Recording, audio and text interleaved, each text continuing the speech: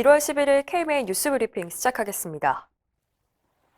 정부가 수도권 5인 이상 집합금지 조치를 17일부터 해제하는 방안을 검토 중입니다.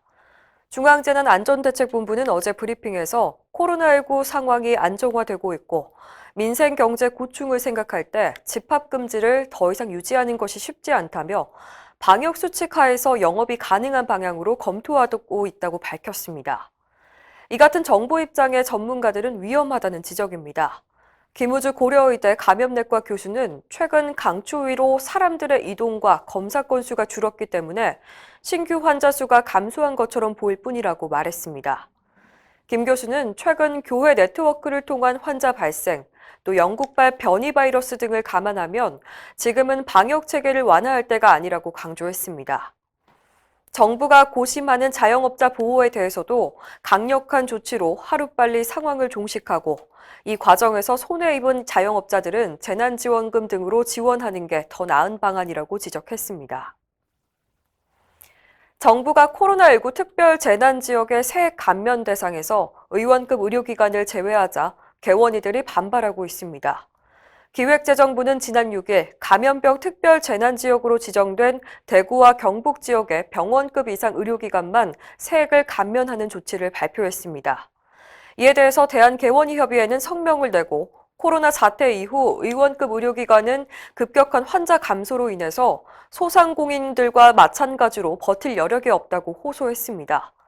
또 정부의 조치는 코로나19 극복에 기여한 많은 의원급 의료기관에게 커다란 상실감과 자괴감을 주고 있다고 비판했습니다. 코로나19를 계기로 비대면 진료 논의가 활발한데요. 의료계는 우려를 쏟아내고 있습니다.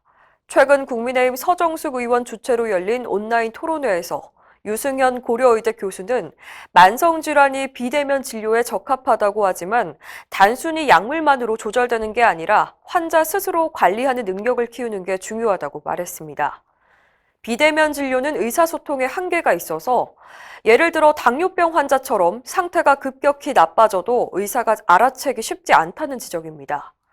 김대하 의협 홍보이사도 수년 동안 약만 먹는 만성질환자들이 실제로는 합병증이 진행 중인 경우가 많다며 대면 진료가 줄어들면 이런 환자들이 늘어날 거라고 우려했습니다. 김 이사는 세부 조건을 구체화해서 꼭 필요한 환자만 비대면 진료를 해야 한다고 강조했습니다. 최근 정인이 사건이 전 국민적인 관심을 받으면서 아동학대 범죄에 대한 신고와 조사 의무가 대폭 강화됐습니다. 국회는 8일 본회의를 열고 아동학대 범죄 특례법 개정안을 통과시켰는데요. 우선 의사 등의 신고 의무자가 아동학대 범죄를 신고하면 수사기관은 즉시 조사나 수사에 착수해야 합니다. 또 의사가 신고 의무를 다하지 않을 경우 기존 500만 원에서 1,000만 원으로 과태료를 높였습니다. 증인에 대한 신변 안전 조치를 강화하고 학대 피해 아동에 대한 응급조치 기간도 기존 72시간에서 최대 120시간으로 연장했습니다. 앞서 대한의사협회는 성명을 내고 정인이를 진료한 의사 등이 3차례나 아동학대 의심 신고를 했는데도 매번 무혐의 처리됐다며 경찰 당국의 직무유기를 비판했습니다. 의료계의 강한 반발 속에 한방첩약급여와 시범사업이 시작됐죠. 그런데 웬일인지 한의사들도 이 사업에 반대하고 있습니다. 최근 한의사협회가 한의사 약 3,000명을 대상으로 조사한 결과 응답자의 58.7%가 사업이 중단돼야 한다고 답했습니다. 시범사업에 참여한 한의사 중 88%가 불만족스럽다고 답했고 아예 처방을 하지 않은 경우도 63%나 됐습니다. 한의사들의 불만 이유는 다양했는데요. 수가가 너무 낮다거나 처방하는 방법이 어렵고 복잡하다.